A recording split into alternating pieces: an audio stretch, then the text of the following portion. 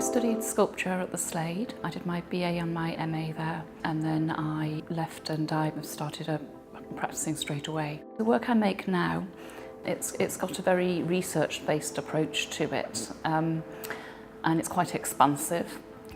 So a recent piece I made was a drawing of all of the swimming pools in Las Vegas, which is this electronic drawing where I traced around each and every one of the swimming pools on Google Earth in Las Vegas. And that's quite a typical example of what I do. So focusing in on a particular place and really interrogating it, but not through actually being there, but as a sort of remote observer. I'm not particularly interested in making a portrait of another place. I'm more interested in interrogating what it is that's integral to that place. So by re-representing it, I think I'm not merely making a representation of it, I'm actually pulling out something that's always existed and always been there, but making it apparent.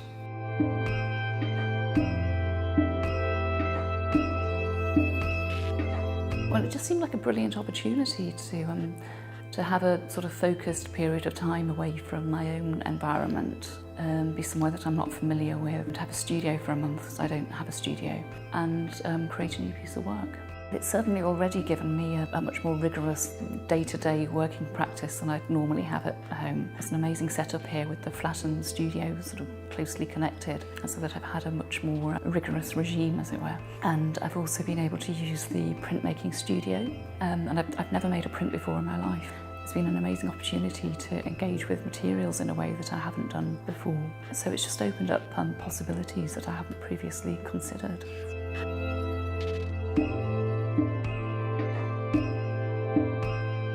The project for the residency is that I'm researching and photographing war memorials in West Yorkshire.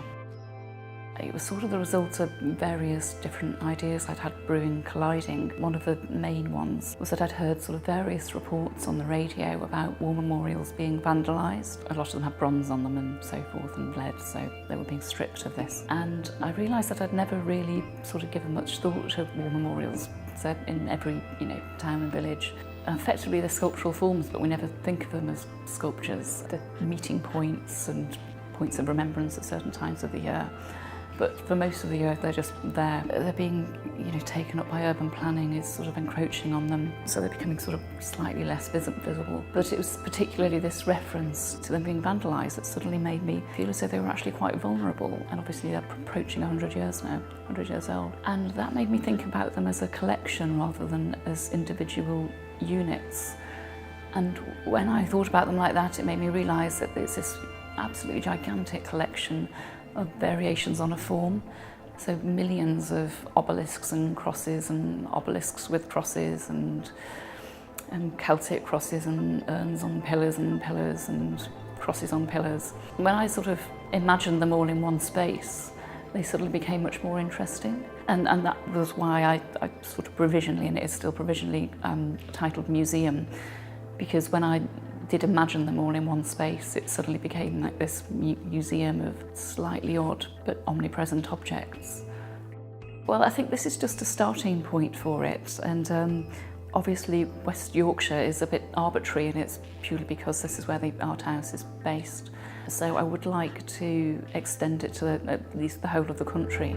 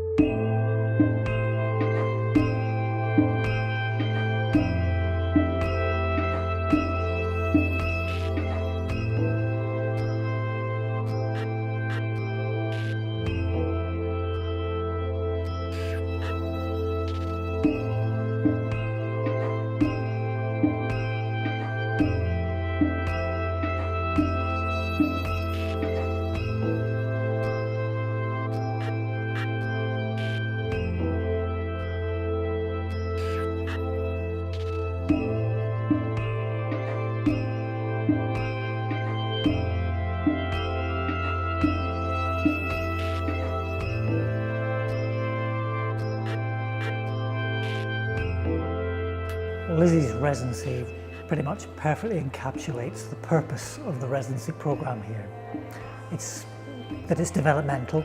So what we're showing tonight for the art walk is not the finished piece of work, it's a work in progress. So the work will take other forms. It's essentially an archive, but for the purposes of tonight, it exists as still images. Lizzie also has moving images, and those I think sound particularly interesting as something that she'll develop in the future, where the kind of sense of the monolithic nature of the war memorials is kind of removed by background noise, bird song, traffic passing and so on. It's a kind of mundane aspect to the background noise. So this is kind of just one manifestation of a part of a much larger project. And that's exactly really what the residency programme is about. It's about giving artists time, space and resources to develop their practice and their ideas.